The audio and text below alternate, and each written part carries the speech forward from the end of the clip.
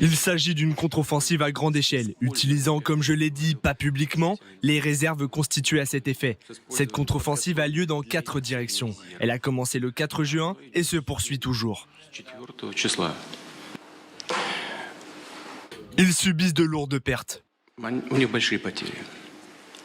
Pour nous, bien sûr, grâce à Dieu. Je ne vais pas citer les pertes en termes de personnel. Laissons la défense faire le calcul, mais il y a une stratégie. Ils ont des pertes qui leur sont tellement défavorables.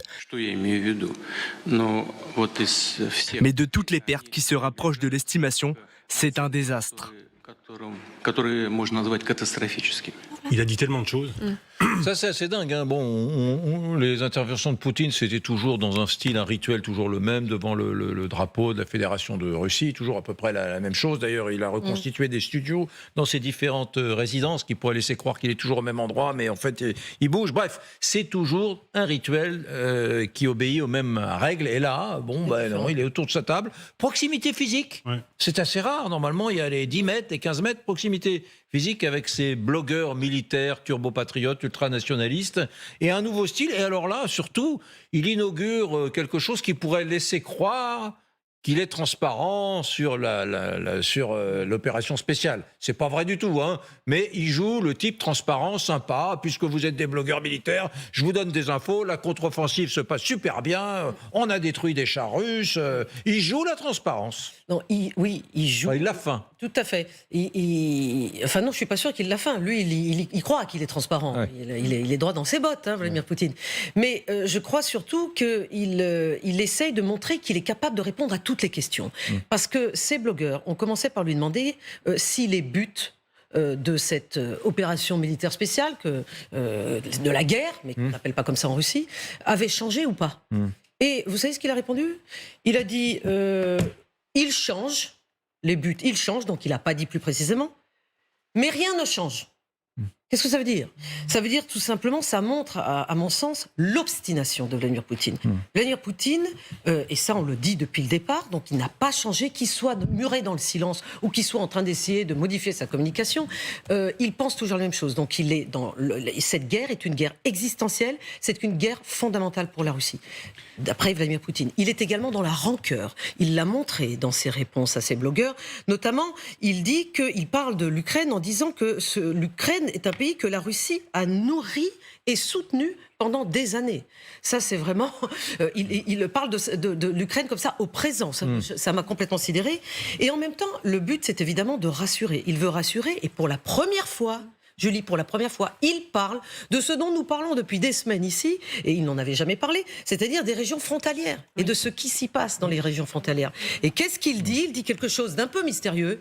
Il dit que si ça continue, si les tirs continuent, eh bien, nous allons réfléchir à créer une zone sanitaire sur le territoire ukrainien.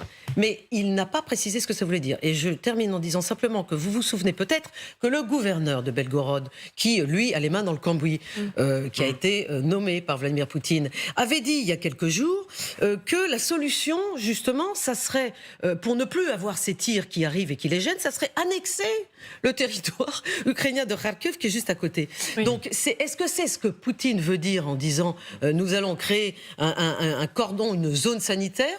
Je ne sais pas. Il a également parlé des céréales, du deal des céréales, en disant qu'il voulait cesser, que la Russie cesse d'y participer. On va revenir sur chacun de ces points, mais puisque vous évoquez les frontières et Belgorod, là-dessus, on sent qu'il a un petit peu envie de rassurer, mais surtout, il admet ses erreurs et que tout n'a pas été aussi au point qu'il imaginait. Il en admet, c'est quand même énorme. On écoute Poutine et vous réagirez derrière. Tout à fait. Il n'y a rien de bon concernant les attaques ukrainiennes à nos frontières. Mais en principe, on aurait pu supposer que l'ennemi se comporterait ainsi. Et on aurait pu mieux se préparer. Je suis d'accord. Mais le problème sera résolu. Voilà.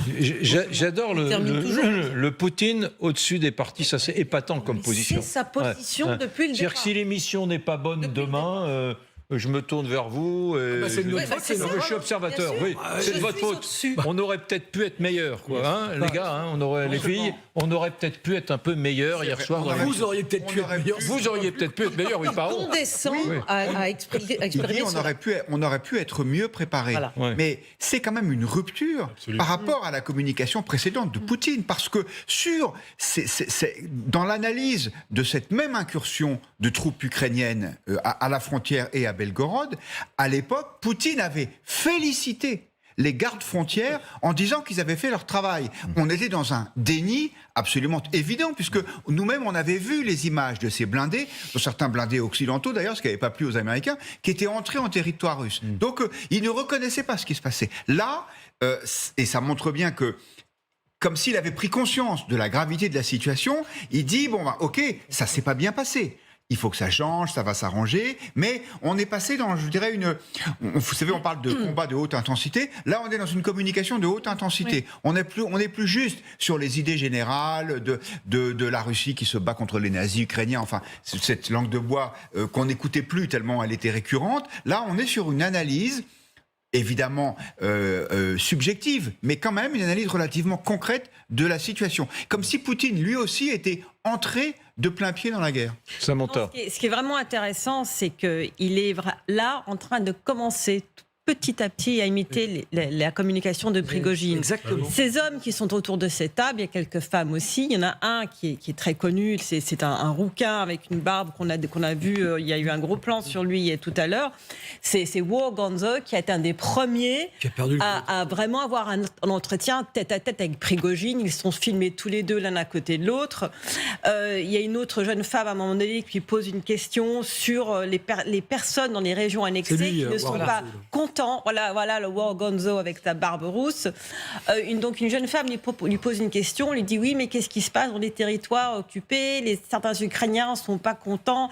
Il faudrait peut-être qu'on améliore notre propagande. Mais bon, je sais qu'en Russie, tout le monde a le droit de dire tout ce qu'on veut. On a une liberté de parole totale. Donc la pauvre, elle a commencé à s'embrouiller sur un fil. Mais on sent aussi que les questions étaient préparées. Pas une seule question sur Prigojine. Donc ils ont évoqué les armées de volontaires qui vont maintenant être soumises sous le ministère de la Défense, mais personne n'a posé une seule question sur Prigojine qui quand même fait beaucoup parler de lui ces derniers jours, surtout dans le milieu des blogueurs militaires. Donc on sent un petit bouger. Ouais. Mais il y a du travail à faire. Hein. Ouais, d'ailleurs, Prigojine qui a réagi aussi derrière, on l'entendra un petit peu plus tard, juste pour poursuivre sur les faiblesses qu'il admet. Donc, il dit on n'a pas assez protégé nos frontières, et puis on manque quand même de certaines petites choses, de certaines armes, et il les liste. Il en reconnaît un petit peu, de petites choses, il manque de petites choses. Mais quand même, ça reste une rupture dans sa communication, pour reprendre les termes de Guillaume. On regarde.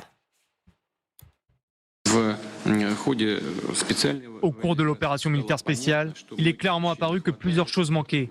Des munitions de haute précision, des équipements de communication, des drones, nous en avons, mais pas en quantité suffisante malheureusement. Pour les armes les plus fréquemment utilisées, notre production a été multipliée par 2,7 en un an, et pour les secteurs les plus populaires, par 10.